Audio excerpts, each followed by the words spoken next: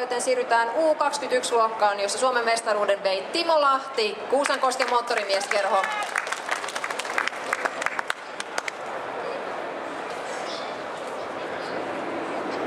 Millä sevällä tämä mestaruus nyt tällä kertaa tuli?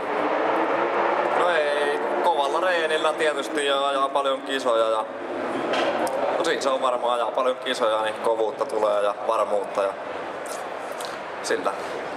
Mitkä on nyt seuraavan kauden suunnitelmat?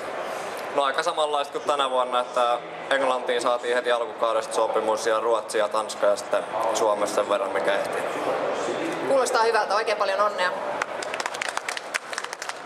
Ja sitten kerhojoukkueiden Suomen mestaruuden vei St. Flowers, Andreas Messing, Jari Mäkinen, Arni Heikkilä, Pasi Pulliainen sekä Jari Virtanen joukkueen johtajana.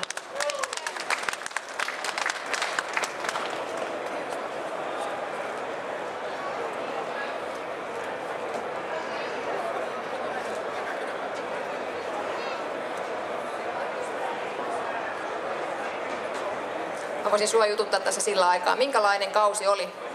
No aika tasainen sillä, että mestaruus ratkesi kauden viimeisessä erässä ja kova tasainen sarja oli. Teillä näköjään yhteistyö on toiminut hyvin, kun tänne lavalle vielä pääsitte. Minkälaista yhteistyö oikein oli? No kyllä se oli aika tiivis joukkue, että kyllä se meni ihan hyvä. Mitkä on sulla nyt seuraavan kauden suunnitelmat? Eipä tässä mitään. Aika samat kuviot, että samalla joukkoilla jatketaan ja Suomessa sitten koetetaan mitä maailmalle pääsisi vähän näytille ja tarjoan itse sinne, jos joskus pääsisi vielä ajaa oikeasti paljon. Miten sitten samalla joukkueella jatkatte, niin onko jotain vielä, miten voitte parantaa? No itse asiassa oikeastaan mitään voi parantaa. Mennään vaan tällä eteenpäin ja hyvä joukkue. Hyvä joukkue tosiaan. Oikein paljon onnea teille pojat.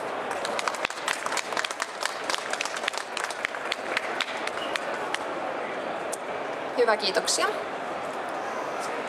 Ja sitten 80-kuutioisten Suomen Cupin voittaja, joka oli Joa Partanen, Kuusankosken moottorimieskerho.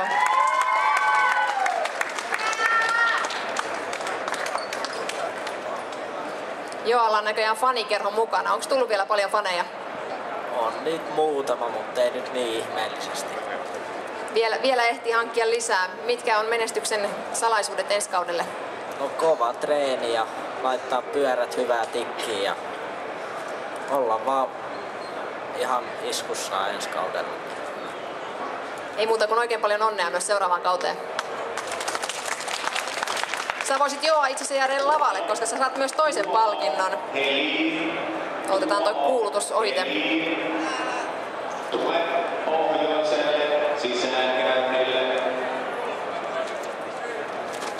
Eli Joa saa myös Speedwayn 80-kuutioisten vuoden kuljettajapalkinnon.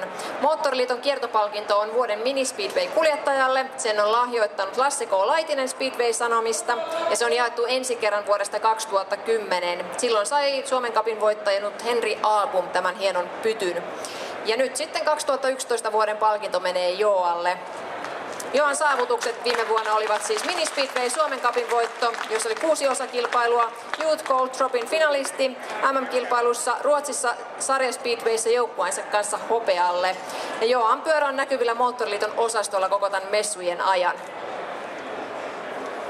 Oikein paljon onnea vielä. Miten sulla on moottoripyörä, Motskari on tuossa näytillä tuossa Moottoriliiton osastolla. Kerropa lyhyesti, kauanko olet lajia harrastanut? No 12-vuotiaasta asti mä oon minispeedwaytä ajanut ja sitä ennen motocrossia. Mikä sai siirtymään tähän lajin pariin? No iskän serkku ajaa ammatikseen tälläkin hetkellä ja sitä kautta sitten tullut kokeiltua ja sitten tuntui kivalta. Sanopa nyt, paljon sulla on ikää? 15. 15 ja Suomen mestaruus on nyt sitten niin kuin taskussa. Minkälaiset on tavoitteet tästä niin kuin eteenpäin? No ensi kaudella vielä ajetaan viimeinen kaus miniä ja yritetään tavoitella maailmanmestaruutta tietty, mutta sitten siirrytään sen jälkeen 500 ja sitten katsotaan miten se lähtee liikkeelle. Eli kovat tavoitteet, maailmanmestaruustavoitteet tässä näin. Miten sanoppa vähän siitä pyörästä vielä onko se on tuolla nähtävänä, mutta kuvaile vähän minkälainen se on ajaa ja miten se oikein niin kuin toimii. No se on periaatteessa samanlainen kuin 500, mutta siinä on ihan 8-litoinen rossipyörän kone. Se on sellainen vähän tehoton loppujen lopuksi tuohon speedwayhin, joten se on vähän repii suuntaan sun toiseen siellä radalla ja haastava ajaa. Haastava ajaa, mutta kun on hyvä kuski, niin sehän pitää pyörän hallussa, eikö niin?